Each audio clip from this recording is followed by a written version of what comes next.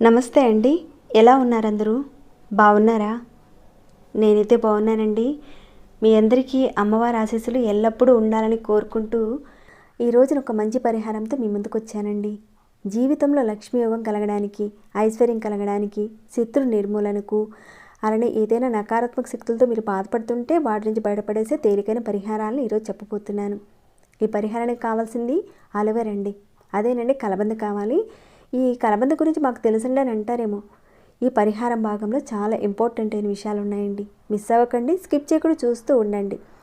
అయితే ఈ కలబంద గురించి ఒక 2-3 పరిహారాలు అయితే చెప్పానండి ఇంతకుముందు ఛానల్లో. అలానే అనేక రకాలైన సమస్యల మీద కూడా చాలా పరిహారాలు ఉన్నాయి. చూడని వారు ఉంటే కనుక ఛానల్కి వెళ్ళి చెక్ చేయండి. మీ సమస్యను బట్టి ఎంచుకుని ప్రయత్నం చేయండి. నమ్మకంతో చేయండి, అపనమ్మకంతో మాత్రం మొదలు పెట్టకండి. ఇక లైక్ చేయని వారు ఎవరైనా ఉంటే కనుక లైక్ ఇవ్వండి. మీరు ఇచ్చే లైక్ వల్ల 10 మందికి ఉపయోగపడుతుంది. వారు కూడా చూసి చేసుకోగలుగుతారు. అలానే నాకు కాస్త సపోర్ట్ ఇచ్చిన వారు అవుతారు. సబ్స్క్రైబ్ కాని వారు, కొత్త వారు ఉంటే ఛానల్కి సబ్స్క్రైబ్ చేసుకుని ఆల్ అనే ఆప్షన్ని ఆన్లో ఉంచుకోండి. ఇక డైలీ వాచ్ చేస్తూ ఉండండి. మీకు నోటిఫికేషన్స్ అనేటివి ఎక్కడ మిస్ కావు. ఇక్కడైతే ఒక 2-3 పరిహారాలు చెప్తానండి. ఎవరికైతే ఈ సమస్యలు ఉన్నాయో తప్పకుండా చేసుకోండి. ఈ అలోవెరా అనేది మనకు ప్రతి చోట దొరుకుతుంది. దేనికని స్పెషల్గా మనం నీరు పోసి పెద్దగా పెంచనవసరం లేదండి. అలా కుండీలో పెట్టి 4 రోజులకోసారో 3 రోజులకోసారి ఇస్తే సరిపోతుంది. ఆటోమేటిక్గా పెరుగుతుంది. అప్పుడప్పుడు ఇస్తే సరిపోతుంది నీరు. అయితే ఈ పరిహారాలు ఏ విధంగా చేయాలనేది ఇక్కడ చెప్తానండి. స్కిప్ చేయకుండా చూస్తూ ఉండండి. ఈ కలబంద మొక్క లక్ష్మీ యోగానికి, శత్రు నివారణకు, అలానే మీరు ఏదైతే కుటుంబ సమస్యలతో బాధపడుతున్నారో ఈ 3 నుంచి బయటపడడానికి ఏ విధంగా చేయాలనేది చెప్తానండి. మొట్టమొదటిగా శత్రువుల గురించి చెప్తాను. ఎవరైనా మిమ్మల్ని ప్రత్యక్షంగా కానీ పరోక్షంగా కానీ ఈ విధంగా ఇబ్బంది పెడుతున్నారు. అది మానసికంగా, ఆర్థికంగా, వ్యాపారపరంగా, కుటుంబపరంగా, అది ఎవరైనా సరే మిమ్మల్ని ఇబ్బంది పెడుతుంటే ఈ అలోవెరా చెట్టుకున్న వేరు మొక్కను తీసుకోండి.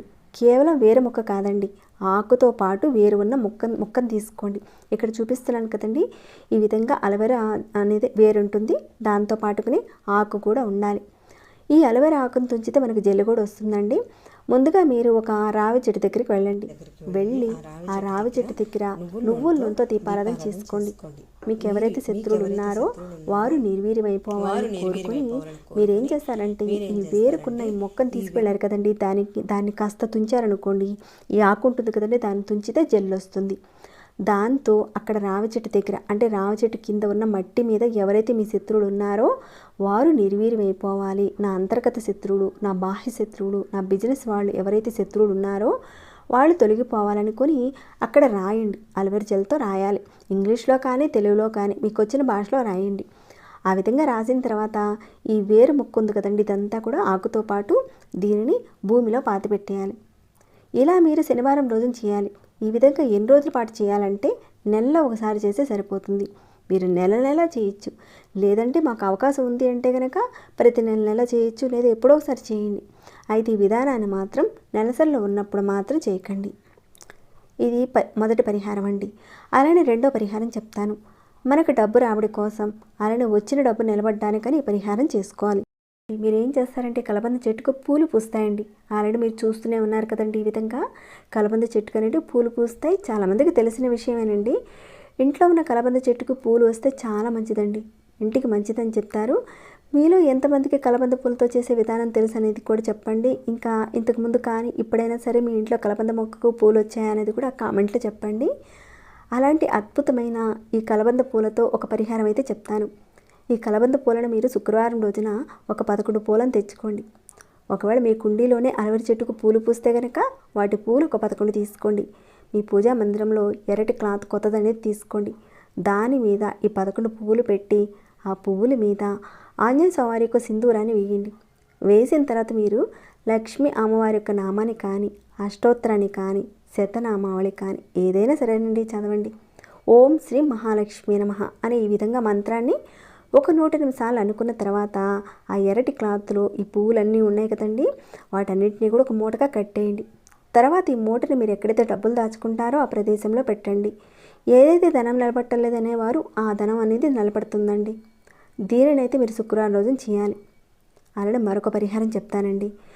మేము ఏ పని చేసినా మాకు కలిసి రావటం లేదు, మా ఇంట్లో ఏదో నెగిటివ్ ఉంది, మా ఇంటి దగ్గర భూత ఉంది, మా ఇంట్లో వాళ్ళందరూ కూడా కొట్టుకుంటున్నారు, చాలా భయమేస్తుంది అన్నప్పుడు మీరేం చేస్తారంటే ఒక గురువారం రోజున ఆ చెట్టుకున్న పువ్వులు ఒక 5 తీసుకోండి. ముందుగా మీరు మీ పూజా రూమ్లో చక్కగా నారాయణ ముందు కానీ కృష్ణుడి ముందు కానీ ఒక కొత్త ఎరుపు రంగు క్లాత్ పెట్టండి. పెట్టి ఈ 5 పువ్వులు పెట్టి గంధాన్ని వేసి సాంబ్రాణి ధూపం చూపించి ఆవు నెయ్యితో సోమవారం ముందు దీపారాధన చేయాలి. ముందు పరిహారం భాగంలో శుక్రవారం చేసి సింధూరాన్ని పెట్టడం జరుగుతుంది, కానీ గురువారం పరిహారం భాగంలో గంధాన్ని పెట్టాలి. ఈ విధంగా క్లాత్లో పెట్టిన ఆ 5 పువ్వుల్ని మూటగా కట్టి మీ ఇంటి దర్వాజా గుమ్మడికాయను ఎక్కడైతే కడతారో తెలుసు కదండి, ఆ బయట వైపున మేకు లాంటిది ఉంటే కనుక అక్కడ కట్టండి. మీ ఇంట్లో ఏదైతే నెగిటివ్ ఉందో, జనాలు ఏడుపుల వల్ల కానివ్వండి, కుటుంబ సభ్యుల మధ్య గొడవలు పడుతున్నా దాని నుంచి అనేది మీకు రక్షణ అనేది కలుగుతుంది. దీనిని అయితే సంవత్సరం వరకు అలానే ఉంచుకోవచ్చు. అయితే కలబంద మొక్కను మన ఇంటికి తెచ్చుకొని ఎప్పుడు నాటాలంటే గురువారం రోజున తెచ్చుకుంటే చాలా మంచిదండి.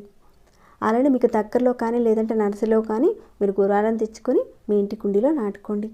ఇప్పుడు చెప్పిన ఈ 3 పరిహారాలు అనేవి చాలా అద్భుతంగా పనిచేస్తాయండి. ఈ మూడిట్లో నుంచి మీరు ఏదైనా చేయొచ్చు. మరి ఈ మూడిట్లో నుంచి మీరు ఏది చేయగలుగుతున్నారు, ఏది వీలవుతుంది అనేది కూడా చెప్పండి. ఇంకేమైనా డౌట్స్ ఉంటే ఒకసారి మీరు బ్యాక్ వెళ్ళి చూసి చెప్పినవే కాకుండా ఇంకేమైనా డౌట్స్ వస్తే అడగండి, తప్పకుండా రిప్లై ఇస్తాను. ఇంకా లైక్ చేయని వారు ఉంటే కనుక లైక్ ఇవ్వండి, సబ్స్క్రైబ్ కాని వారు సబ్స్క్రైబ్ చేసుకోండి. మరొక భక్తి వీడియోలో మళ్ళీ మిమ్మల్ని కలుసుకుంటాను. అంతవరకు సెలవు.